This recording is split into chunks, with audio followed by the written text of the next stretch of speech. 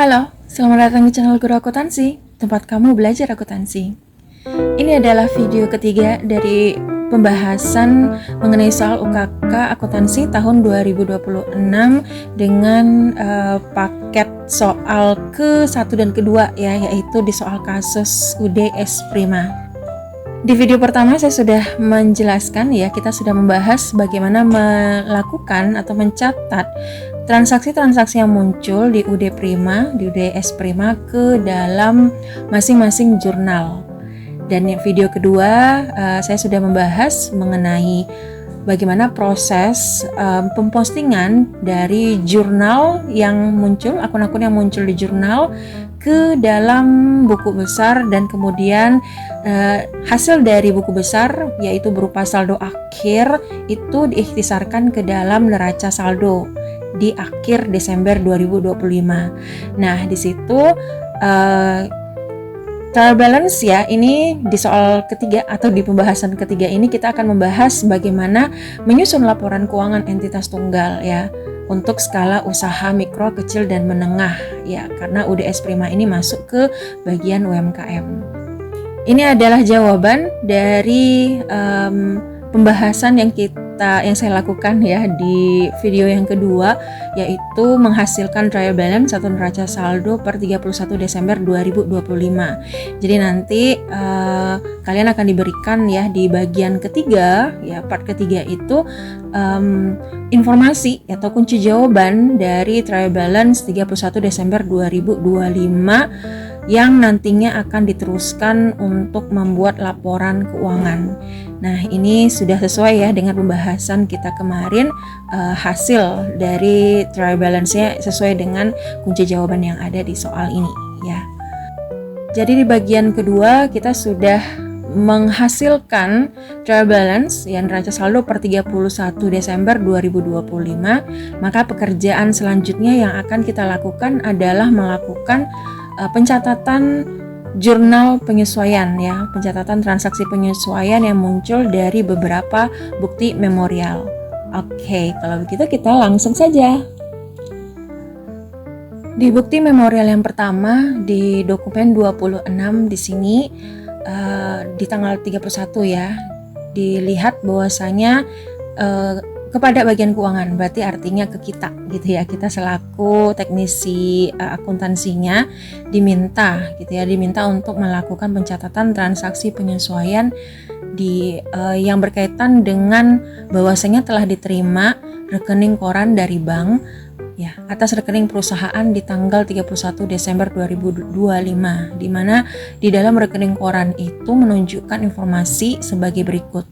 Yang pertama ada interest revenue yaitu 1.200.000 dan bank service charge 320.000. Nah, ini kita akan melakukan pencatatan ke dalam jurnal penyesuaian di mana ya, kita akan mengakui bahwasanya terjadi penerimaan pendapatan berupa interest revenue ya atau pendapatan bunga sebesar 1.200.000, lalu mengakui bahwasanya ada beban administrasi bank ya atau bank service charge 320.000. Nah, berarti kita identifikasi ini pendapatan bertambah gitu ya. Berarti pendapatan bertambah pencatatannya di sisi debit atau sisi kredit ya. Kita sudah harus tahu bahwasanya pendapatan itu bertambah di sisi kredit ya. Jadi nanti kita akan tulis interest revenue ini di sisi kredit.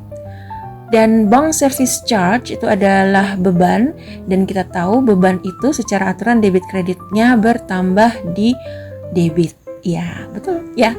Nah, maka kita nanti akan mencatat bank service charge ini ke sisi debit ya. Tentu pasti akan ada perbedaan ya antara sisi debit ya, jumlah yang ada di sisi debit 320.000 dan 1.200.000 di sisi kredit. Berarti ada sekitar selisih ya. Ada sekitar selisih yang itu kita masukkan ke mana? Yaitu ke cash in bank ya, karena ini berkaitan dengan kas yang ada di bank ya.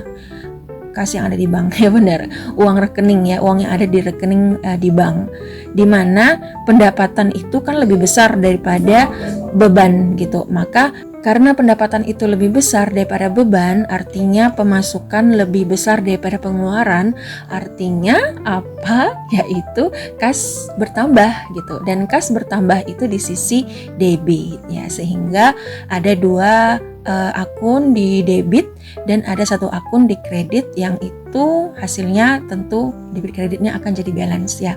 Oke, kita langsung mencatat ke dalam pencatatan di jurnal penyesuaian. Kita buat tanggalnya, lalu evidence number-nya itu adalah 01 BM ya, benar ya.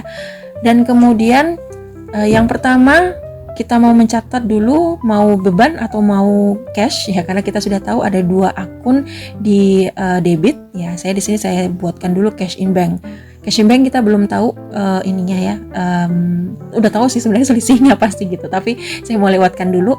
Saya mau catat dulu bagian bank service charge, di mana di debit 320.000 ya. Baru setelah itu dikreditkan interest revenue, di mana angkanya 1.200.000. Nah, 1.200.000 ini dikurangkan ya 320.000, hasilnya adalah 880.000, dan ini adalah uang yang diterima yang masuk ke cash in bank karena terjadinya pendapatan yang sebesar 1.200.000 kemudian dikurangi dengan bank service charge 320.000. Dan selesailah untuk dokumen 26 pencatatan ke dalam transaksi ke jurnal ini penyesuaian ya.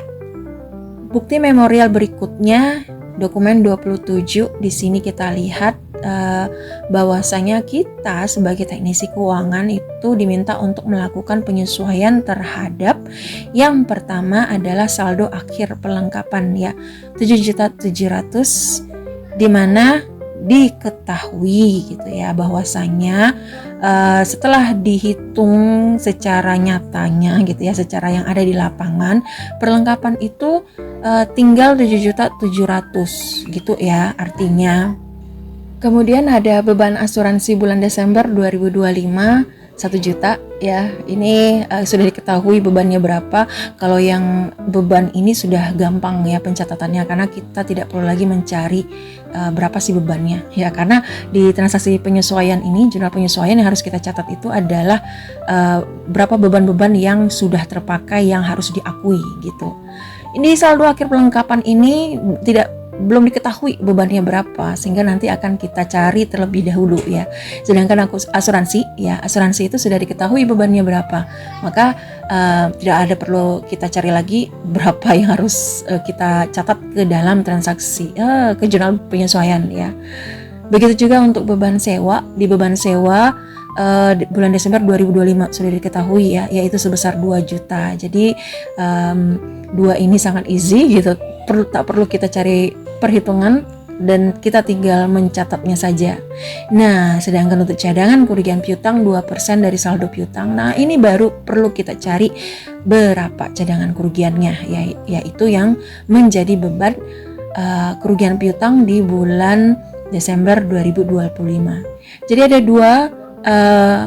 ada dua akun beban yang perlu kita cari, yaitu beban perlengkapan ya, di mana beban perlengkapan itu artinya kita akan mencari berapa banyak perlengkapan yang sudah habis terpakai di bulan Desember, dan kita akan mencari juga berapa beban kerugian piutang di bulan Desember. Kita hitung dari saldo piutang 2%-nya ya. Oke, kita mulai dari yang pertama. Kita tulis dulu tanggal 31, kemudian nomor buktinya 02-BM. Dan untuk saldo akhir perlengkapan yang diketahui 7.700.000. Kalau kita lihat di trial balance neraca saldo per 31 Desember 2025 secara pembukuannya, office supplies itu yang tercatat sebesar 13.600.000 ya.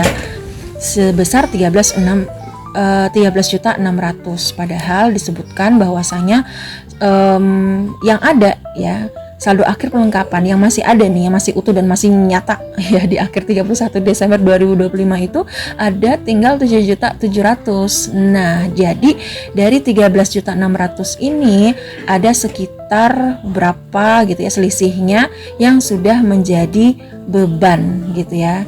Maka kita akan mengurangi antara 13.600.000 dan 7.700.000 sehingga dapatlah kita hasilnya perlengkapan yang sudah terpakai, yang sudah habis terpakai, dan itu menjadi beban perlengkapan. Berarti kita akan menghitungnya, dimana kalau kita lihat ya, misalkan saya buatkan di sini perhitungannya 13.600.000 dikurang dengan saldo akhirnya tadi 7.700.000 ya.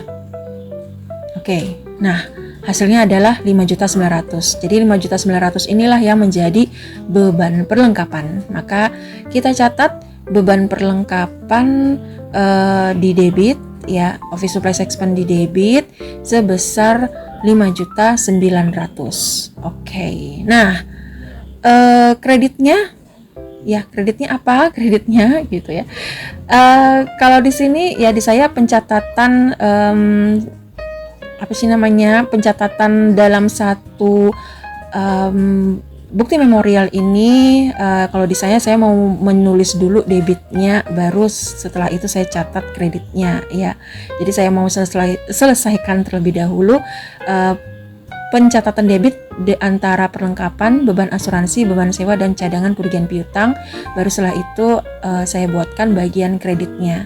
Ya, yang jelas kita harus tahu debit kreditnya apa gitu ya. Jadi boleh saja mau diduluankan dulu debitnya, baru setelah itu kredit, atau mau debit kredit itu juga boleh ya. Nggak masalah gitu ya, debit dan kredit langsung dipasangin. Kalau saya ini izin ya, saya akan memulai dulu dengan bagian debitnya, baru setelah itu setelah selesai pencatatan di bagian debitnya, baru akan saya catat di bagian kreditnya. Oke ya. Beban asuransi bulan Desember 2025 ini sudah diketahui angkanya, tinggal kita masukkan saja debitnya, yaitu beban asuransi atau insurance expense ya, sebesar 1 juta tadi ya, 1 juta. Oke. Selanjutnya bagian beban sewa 2 juta ya, 2 juta. Maka beban sewa itu bahasa Inggrisnya adalah rent expense ya, dicatat rent expense yaitu sebesar 2 juta. Setelah itu cadangan kerugian piutang ya, 2%. Untuk cadangan kerugian 2% dari saldo piutang. Jadi kita balik lagi nih untuk melihat neraca saldo akhir ya. Neraca saldo akhir di 31 Desember ya. Di 31 Desember yaitu account receivable. Account receivable-nya yaitu sebesar 306.508.000 rupiah ya. Yang akan dihitung 2%-nya, yang akan dicari 2%-nya. Tetapi meskipun disebut bahwasanya perhitungannya adalah 2% dari saldo piutang, kita tidak boleh melupakan bahwasanya sudah ada saldo dari cadangan kerugian piutang sebelumnya, yaitu 2.500.000 ya. Maka perhitungannya itu harus mengikut sertakan yang allowance for doubtful debt ini ya. Sebab nanti hasil akhirnya barulah akan nampak 2% sesungguhnya dari saldo piutang itu ya. Jadi pembuktiannya nanti akan nampak ya di neraca lajur ya. Bingung dengan apa yang saya katakan? Nah, kita mulai dulu ya. Kita mulai perhitungannya terlebih dahulu. Sama dengan 2% ya. 2% dikali dengan yang ini ya, account receivable. Oke, nah jadi pada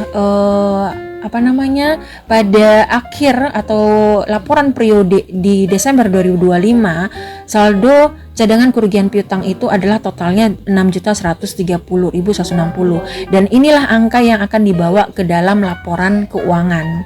Nah, angka yang dibawa laporan keuangan ini tentu kalau tidak kita tidak kita kurangkan dengan angka yang dari allowance for doubtful debt ini ya, maka yang terbawa ke laporan keuangan itu nanti akan jadi lebih besar yaitu akan bertambah menjadi sekitar 6 jutaan tambah 2 jutaan jadi 8 jutaan. Ya benar. 8 jutaan ya. Jadi yang akan terbawa angkanya adalah 8 jutaan. Padahal yang sesungguhnya saldo cadangan kerugian sesungguhnya itu adalah yang harus dibawa itu adalah 2% dari ini gitu ya, dari account receivable yang sebesar 6 jutaan ya. Maka dengan demikian saat melakukan pencatatan ke adjustment journal ini kita harus mengkurangkan ke saldo cadangan kerugian yang sudah ada, yaitu sebesar 6 juta dikurang 2.500.000. Nah, maka yang akan kita catat di dalam adjustment journal ini adalah sekitar 3.630.000 ya. Sehingga nanti di laporan keuangan di balance sheet-nya, laporan posisi keuangan itu akan nampak bertambah. Maksudnya akan nampak totalnya segini ya, karena sudah bertambah dan di sini ya bertambah ya. Jadi totalnya pas segini ya. Oke, jadi 2% dari saldo ya, account receivable ya yang diminta gitu ya, cadangan kerugiannya. Jadi nanti di akhir periode 6 jutaan ya saldo cadangan kerugiannya. Ingat, sekitar 6 jutaan yang akan dibawa ke balance sheet ya, atau laporan posisi keuangan. Oke, kita catat terlebih dahulu bagian debitnya, yaitu beban kerugian piutang, di mana angkanya tadi sekitar 3.630.160 ya. Ya kan? Ya. Oke. Dan selesai pencatatan untuk yang ada di debit. Sekarang kita akan mencatat pasangannya ya. Pasangan dari office supplies expense, beban perlengkapan, maka kreditnya diakui adanya pengurangan dari perlengkapan ya, yaitu office supplies, angkanya tentu sama 5.900.000. Lalu insurance expense, beban asuransi, kita kreditkan adalah akun aset ya, akun aset dari insurance ini, yaitu asuransi dibayar di muka alias prepaid insurance ya, sebesar sama angkanya 1 juta. Dan sama juga rent expense itu akun yang berkurang, akun aset, yaitu sewa dibayar di muka sebesar 2 juta. Dan yang terakhir ini adalah masuk ke cadangan kerugian piutang ya, allowance for total debt di 3.630.160. Oke. Nah, selesai untuk bukti memorial. Oke, tapi ada satu hal yang tertinggal oleh saya, bahwasanya setiap akun ini harus dicatat nomor akunnya ya, supaya nanti akan mudah dalam melakukan rekapitulasi jurnal penyesuaiannya dan juga nanti penyalinan ke neraca lajur ya. Jadi ini cash in bank saya buatkan dulu nomor akun cash in bank ya, kemudian yang berikutnya ya. Jadi setiap ada ada nama akun, jadi dimunculkan juga nomor akunnya ya, biar lebih gampang. Oke. Ya, jadi jangan ikuti kesalahan saya di sini. Ya, jadi langsung ya dibuatkan nama akunnya dan dibuatkan juga nomor akunnya. Oke. Berikutnya di dokumen 28 di sini dilihat ya, kita lihat kita diminta untuk melakukan penyesuaian terhadap aktiva tetap, yaitu vehicle dan equipment. Penyesuaian ini artinya kita harus mencatat beban penyusutannya ya. Artinya apa ini? 2.500.000 dan 1 juta ya. Ini artinya bahwasanya sudah dibuatkan penyusutannya gitu ya. Untuk vehicle itu sebesar 2.500.000 dan untuk equipment itu sebesar 1 juta. Jadi beban penyusutannya karena menggunakan metode garis lurus, jadi kan sudah gampang ya, sudah dibagi rata per tahunnya berapa ya, dan juga bisa ya per bulannya berapa juga jadi tahu gitu kan. Nah, makanya 2.500.000 ini tidak perlu lagi perhitungan untuk kemana-mana gitu, karena sudah menjadi beban penyusutan berdasarkan metode garis lurus ya. Oke, kalau gitu kita tinggal langsung mencatatnya, tanggal kemudian nomor buktinya. Vehicle dan equipment ya, ini dibagi dua ya, yaitu beban penyusutan untuk vehicle nomor akunnya, kemudian ada 2.500.000 dicatat di sisi debit. Selanjutnya equipment depreciation expense to equipment dibuat nomor akunnya lalu dicatat di sisi debit 1 juta ya. Baru setelah itu kita masukkan bagian kreditnya. Bagian kreditnya yaitu akumulasi ya. Akumulasi untuk vehicle, nomor akun, kemudian 2.500.000 di sisi kredit, lalu bagian equipment akumulasinya, nomor akun, lalu setelah itu dicatat 1 juta di sisi kredit. Oke, dan selesailah untuk dokumen 28. Berikutnya dokumen 29, bukti memorial diminta untuk melakukan penyesuaian terhadap 3 hal ini, yaitu gaji karyawan akan dibayar tanggal 2 Januari, pembayar listrik akan dibayar 5 Januari, pembayaran air akan dibayar juga tanggal 5 Januari. Jadi semuanya sudah diakui sebagai beban ya oleh UDS Prima, yaitu beban gaji, beban listrik, dan beban air, tetapi dibilang bahwasanya akan dibayar keseluruhannya itu di Januari 2026 ya, di bulan depan, di tahun depannya gitu. Nah, maka kita akan mengakui adanya beban yang muncul, yaitu beban gaji, listrik, dan juga beban air gitu, akan tetapi dibayarnya bulan depan. Nah, kalau misalnya pembayaran bulan depan, maka kita harus mengakui adanya utang, yaitu utang beban. Oke. Kita buatkan tanggal, kemudian nomor bukti 04-BM. Oke. Yang pertama saya buatkan dulu bagian debitnya, yaitu beban gaji. Beban gaji, wages and salaries, kemudian kita buatkan nomor akunnya, lalu debit sebesar 16 juta. Dan debit kedua yaitu beban listrik dan beban air. Karena ini akunnya adalah satu, jadi kita satukan totalannya yaitu 600 tambah 420.000 adalah 1.020.000. Kita buatkan nomor akun 1.020.000 ya. Dan keseluruhan ini dibayar di bulan depan, berarti masuk ke dalam utang, yaitu utang beban alias secret expense, nomor akun, dan totalannya yaitu 16 juta ditambah 1.020.000 adalah 17.020.000. Selesai untuk pencatatan bukti memorial yang keempat ini. Kita lanjutkan dokumen ke-30 ya, penyesuaian untuk melakukan konversi atas pajak. Dikatakan di sini di keterangan bahwasanya dihitung pajak penghasilan badan dengan ketentuan PP nomor 5 tahun 2022 ya, dengan tarif sebesar 0,5% dari peredaran bruto bulan Desember 2025. Dan nantinya dicatat PPh tersebut ke dalam didebitkan ya income tax expense dan dikreditkan income tax payable. Nah, ini gampang banget ya, debit kreditnya itu sudah dibuatkan nama akunnya apa. Cuman ya kita perlu cari tahu lagi ini berapa sih gitu ya, yang menjadi pajak terutang ya, pajak penghasilan yang terutang.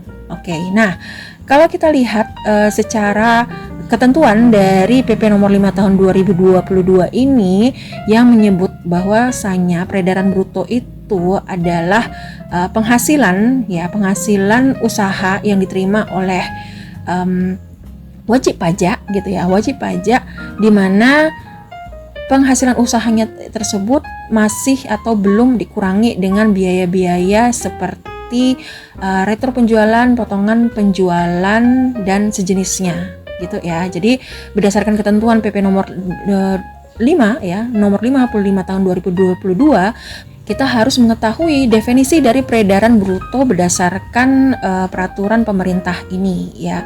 Dan kita temukan itulah bentuk atau pengertian dari peredaran bruto. Dengan demikian, penghasilan usaha yang dimaksud itu adalah penghasilan selama bulan Desember 2025. Berarti yang kita soroti adalah penjualan ya. Penjualan di bulan Desember 2025. Maka kita pergi ke bagian sales of merchandise atau penjualan ya sepanjang 2025 ya. Dimana ODS Prima untuk penjualan di 2025 itu ada tercatat di jurnal penjualan ya, sales journal, dan ada di cash receive journal. Sales journal sebesar 398.344.000 dan di cash receive journal itu ada 4.793.000 ya. Oke. Maka dengan demikian kita akan menjumlahkan ya. Kita akan mentotalkan total penjualan selama bulan Desember di tahun 2025, yaitu sebesar 403.137.000 ini. Nah, karena berdasarkan PP nomor 5 tersebut, penghasilan yang akan dikenai tarif pajak ya, tarif pajak 0,5% itu adalah dihitung dari peredaran bruto ya. Peredaran bruto berarti hanya semata-mata berdasarkan dari sales of merchandise saja ya. Tidak perlu atau tidak boleh dikurangi dengan sales return ataupun sales discount ya. Ataupun kalau ada yang namanya benar sales return dan sales discount ya. Karena yang dihitung dasar pengenaan pajaknya itu adalah penghasilan usaha sebelum ya kan disebutkan ya di garis bawah itu, sebelum dikurangi dengan potongan tunai, potongan penjualan gitu dan sejenisnya, yaitu termasuk dalam hal ini adalah returnya ya, retur penjualan. Maka yang akan kita hitung, kita cari 0,5%-nya itu adalah berdasarkan peredaran bruto ini ya, sebelum dikurangi dengan kawan-kawannya ya.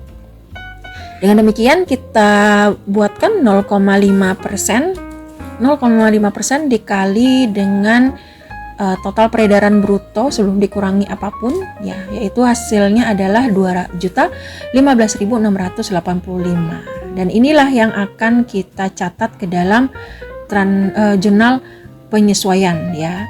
Oke, kita buat tanggalnya tanggal 31. Nomor 5, BM. Yang pertama income tax expense ya, income tax expense, lalu dibuatkan nomor akun dan selanjutnya yaitu sebesar Rp2.015.625 ya. Sudah pas ya, pas. Oke. Kreditnya adalah income tax payable, nomor akun ditulis dan setelah itu catat bagian sisi kreditnya ya. Dan seperti itulah penjelasan mengenai perhitungan pajak penghasilan ya, menggunakan ketentuan PP nomor 5 tahun 2022 ini. Oke, sudah selamat dan sukses ya, itu artinya untuk memorial sudah transaksi-transaksi di penyesuaian itu sudah habis. Maka berikutnya kita akan melakukan pentotalan ya, bagian debit kita totalkan dan juga bagian kredit kita totalkan sehingga dapat hasilnya balance ya Rp3.265.845. Dan tugas kita berikutnya adalah melakukan pemostingan tapi memostingkan kembali akun-akun yang muncul di transaksi adjustment journal ini ke dalam ini ya, buku besar ya. Jadi langkah berikutnya adalah melakukan pemostingan kembali ke buku besar. Itu langkah berikutnya ya, langkah selanjutnya ya. Jadi langkah ini kadang suka terlewat gitu ya, tapi adalah langkah yang cukup penting ya, yaitu mencatat kembali. Misalkan untuk cash in bank kita catat bagian cash in bank, jadi kita pindahkan ke journal ledger atau buku besar ya. 31 kemudian berasal dari adjustment, jadi saya buatkan adjustment DJ gitu ya. Debitnya adalah sebesar 880.000, jadi kita tulis 880.000 sehingga hasilnya tinggal kita jumlahkan antara saldo sebelumnya ditambah dengan saldo yang didapatkan di adjustment, sehingga hasil dari cash in bank sebesar 733 juta ya. Ini nantinya jumlah ini nantinya yang akan muncul di neraca saldo setelah penyesuaian ya, setelah penyesuaian. Oke, ini sudah ya. Kita tandai ya, dicentang gitu ya, boleh dicentang atau ya kalau saya diwarnai aja gitu, tapi kalau kalian sih ya dicentang. Oke. Selanjutnya adalah bank service charge.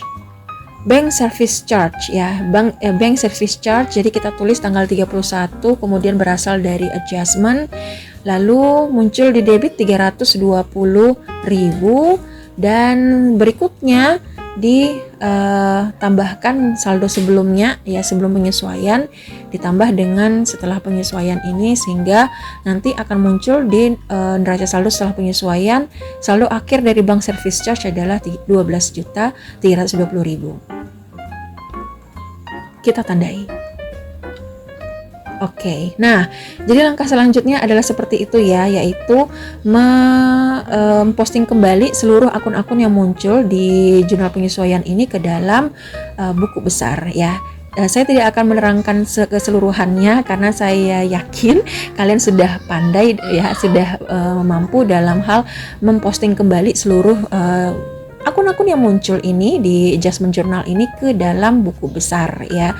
Jadi cukup sampai ini saja ya, maksudnya dalam hal pemostingan ke buku besar ya. Kita akan move on ke worksheet. Tapi sebelum kita ke worksheet atau ke neraca lajur, kita terlebih dahulu ya, kalau misalkan diminta untuk melakukan rekapitulasi jurnal penyesuaiannya, maka kita tulis dulu ya, kita isi dulu rekapitulasi, tabel rekapitulasi dari jurnal penyesuaian ya. Ya, ini tahu ya gimana cara melakukan rekapitulasi, yaitu kita menyalin kembali akun-akun yang muncul di sebelah kredit dan kemudian akun-akun yang muncul di sebelah kredit. Misalkan akun cash in bank, jadi cash in bank ada 880.000 di debit, maka kita tulis akunnya 800 ya, nomor akunnya gitu ya, dan totalnya 880.000 gitu kan ya. Kita bisa mencentang lagi gitu ya, mewarna, kalau di kalian ya mencentang kembali gitu ya, terkait dengan sudah dimasukkan atau sudah dicatat ya, supaya mencentang-centang ini supaya kita yakin bahwasanya kita sudah melewatinya gitu. Oke, kemudian bank service charge di debit ya, jadi kita tulis bank service charge di debit, dan seterusnya interest revenue di kredit. Jadi kita tulis bagian kredit interest revenue-nya ya. Nah, seperti ini cara melakukan rekapitulasi, and saya yakin sekalian sih sudah paham banget ya bagaimana melakukan rekapitulasi ini. Maka saya spill dikit doang ya, spill dikit saja berkaitan dengan cara melakukan rekapitulasi, dan ya barulah kita bisa pindah ke neraca lajur.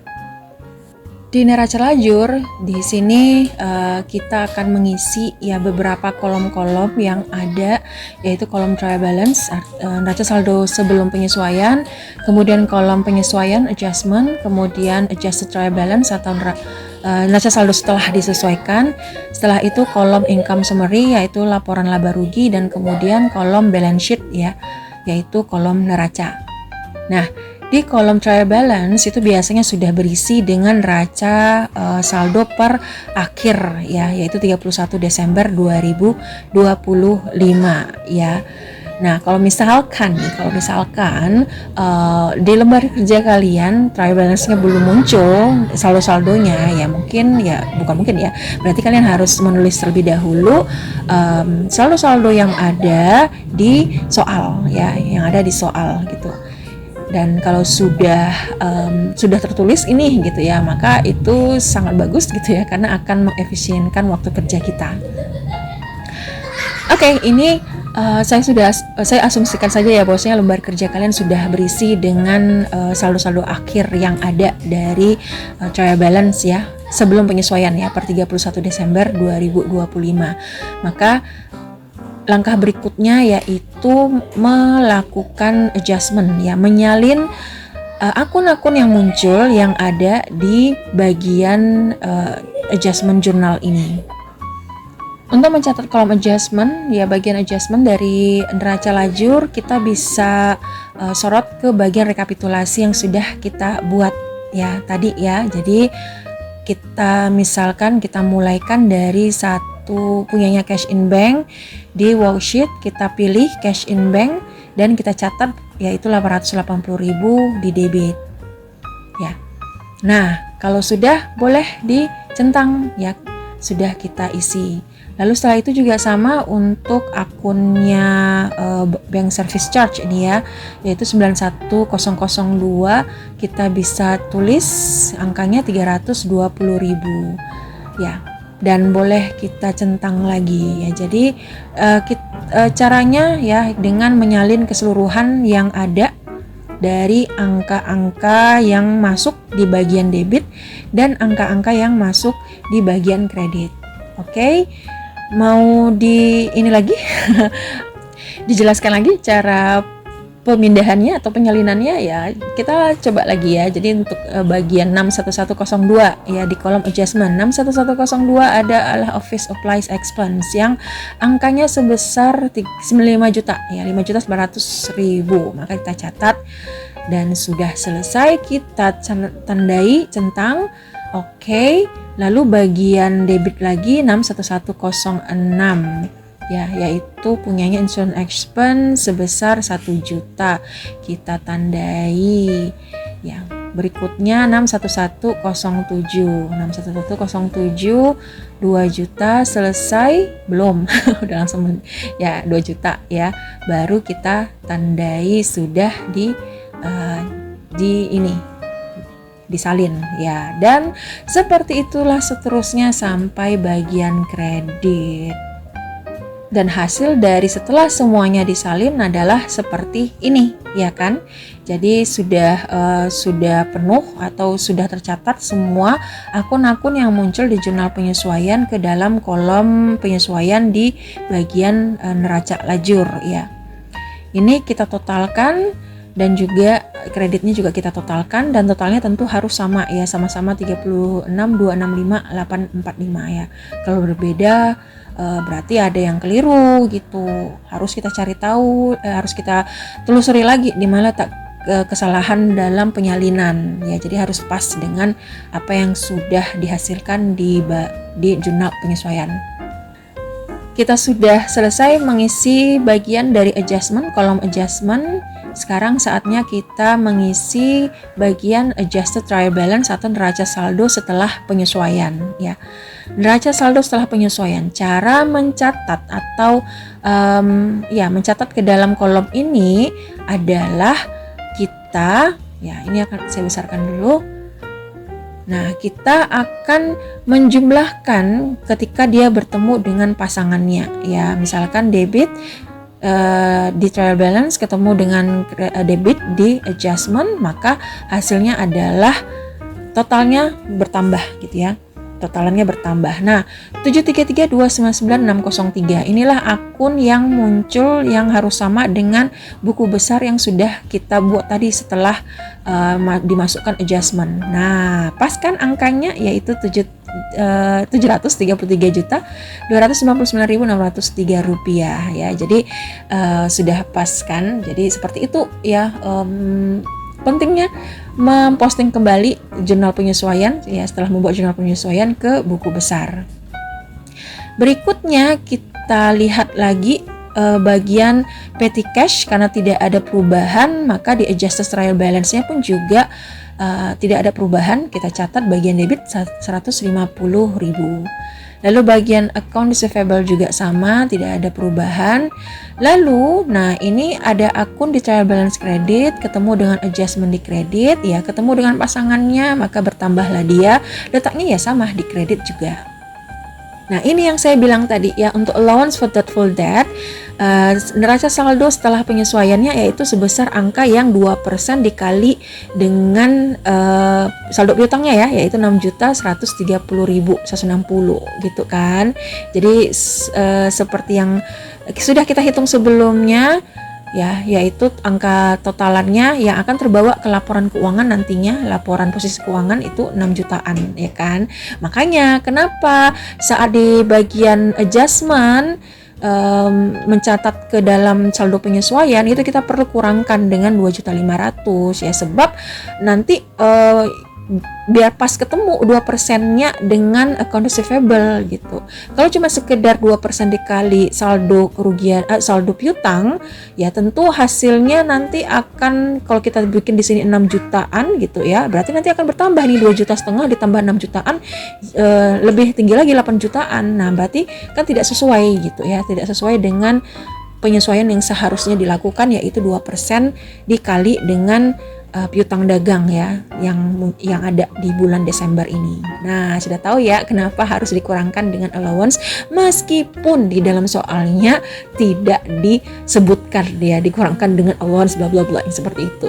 Oke. Ya. Lalu merchandise inventory tidak ada kawannya di adjustment, maka kita langsung tuliskan saja bagian debit. Office supplies. Nah, ini dia 13.600.000 dikurang dengan 5.900.000. Jadi nanti hasil akhirnya tentu adalah sesuai dengan kenyataan yang sebenarnya, yaitu sebesar 7.700.000 ya. Jadi 13.600.000 dikurang 5.900.000 ya. Tadi kalau di dalam buku besar ini berarti seharusnya sudah nampak yang sebesar 7.700.000 ini. Jadi nanti yang terlapor di laporan posisi keuangan ya pas sesuai dengan kenyataan, yaitu sebesar 7.700.000. Prepaid insurance juga sama di buku besar ya, juga berkurang ya, antara 24 juta dikurang 1 juta, bagian di debit tercatat 23 juta. Lalu di prepaid rent 36 juta debit ketemu dengan kredit ya, di saldo buku besarnya nampak sekitar 34 juta. Vehicle tidak ada kawan ya, maka langsung ditulis 240 juta. Lalu bagian akumulasi ada di kredit, kemudian bertambah ya, ketemu dengan kredit lagi, di buku besarnya akan terlihat penjumlahannya, yaitu menjadi 205 juta. Office equipment at cost tidak ada kawannya ya, dibawa sampai ke neraca saldo setelah penyesuaian. Untuk depresiasinya ada 16 juta ditambah 1 juta jadinya 17 juta. Begitu juga account payable di kredit ya. Kemudian income tax payable juga di income tax payable, accrued expense dulu ya, di kredit, dan income tax payable di kredit ya. Jadi sesuai dengan apa yang sudah kita dapatkan saldo akhir di buku besar setelah dicatat jurnal penyesuaiannya ya, pencatatan jurnal penyesuaiannya. Oke. Maka kita bisa salin saldo akhir yang muncul di buku besar tersebut ke dalam adjusted trial balance ya, atau ya tinggal kalau mau pembuktian ya ini tinggal dikurangin aja gitu ya kalau ketemu dengan kawannya. Kalau ini tidak ketemu dengan kawannya tinggal disalin aja ya, sales return, kemudian sales discount, kemudian invoice collected, lalu cost of goods sold ya. Selanjutnya untuk electricity, nah ini berarti bertambah ya, debit ketemu debit bertambah.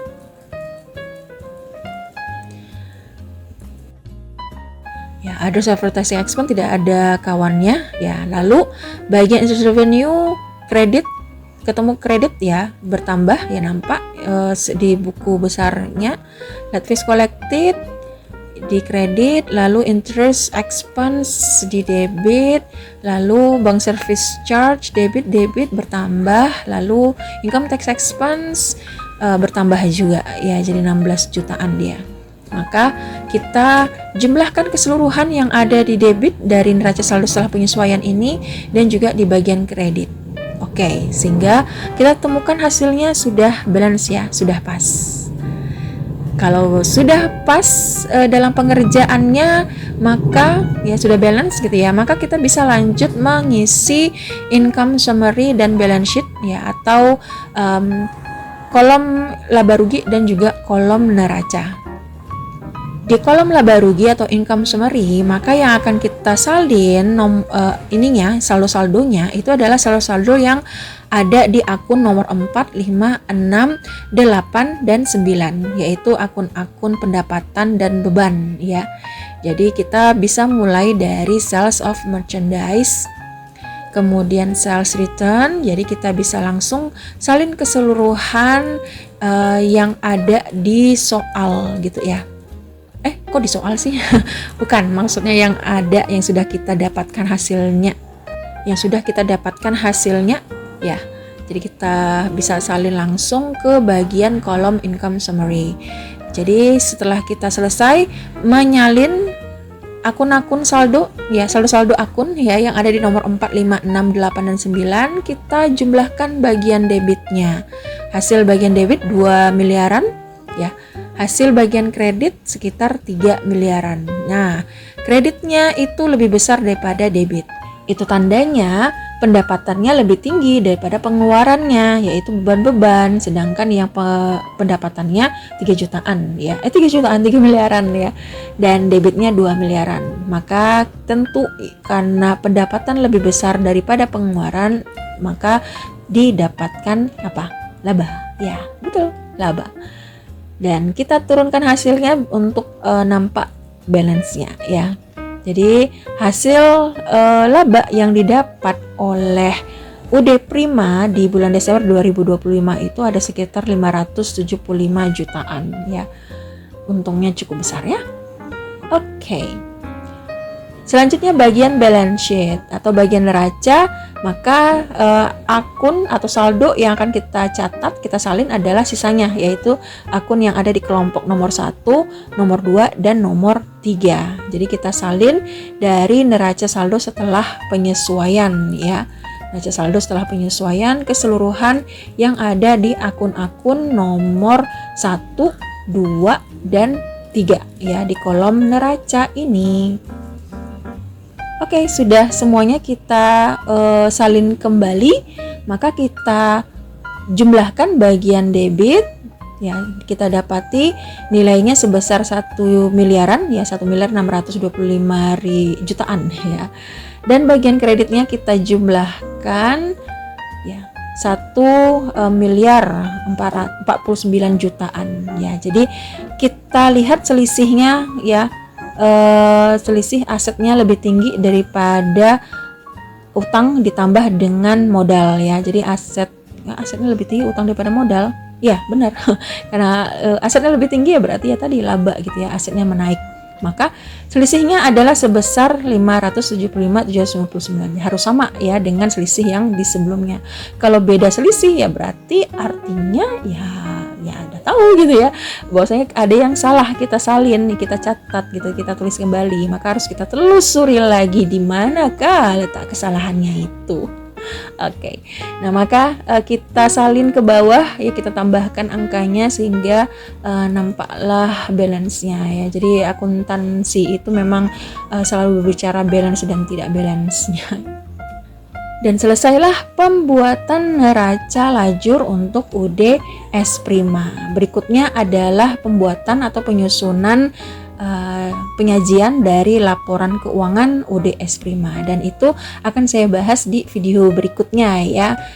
Sampai di sini dulu untuk pembahasan berkaitan dengan jurnal penyesuaian dan juga pembuatan neraca lajur untuk UDS Prima. Ditunggu video berikutnya insya Allah secepatnya ya.